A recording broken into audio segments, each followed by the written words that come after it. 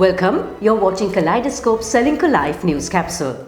Workplace violence and harassment impacts employees of all genders and ages, and there's the cost of less productivity and negative effect on the bottom line for businesses. The IFC conducted a survey in a bid to create respectful workplaces. And joining me today is Sarah Twigg, IFC's Program Manager Women in Work, to get a better understanding on the impacts of workplace violence and harassment. Looking at this report, what were some of the most revealing aspects of the findings? What we found was that 61% of the employees we surveyed had experienced some form of workplace violence and harassment. We found that 1 in 5 had said they'd felt unsafe at work at some point during the previous 4 weeks, and that ultimately companies are losing more than 6 days every year per employee because of these workplace behaviours. So where does harassment occur and in what form? So it can happen at work, when travelling to and from work, in workplace provided accommodations, but it can also happen outside of work hours and online.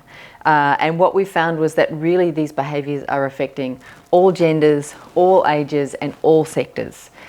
We found that bullying was the most commonly reported behaviour, with 59% saying they had experienced some form of bullying, and more than 1 in 10 said they had experienced some form of sexual harassment. So Sri Lanka has cultural and traditional boundaries. Those are to be overcome as well. But what are your recommendations to create respectful workplaces in Sri Lanka, putting all this in context in the immediate? We know that when companies focus on creating a respectful workplace culture, it can really make a difference.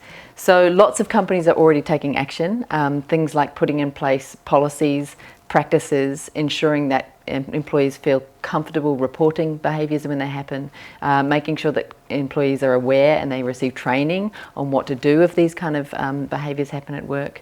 But also things like strengthening your online processes, so making sure people have privacy settings in place and that people understand what online bullying looks like, because we see that's something that's very under-recognised in this country. It is our partners who keep us positive, daring, different. A big thank you to Skills for Inclusive Growth, Ceylinco Life, CDB and The Morning Newspaper. Together, we make a good team.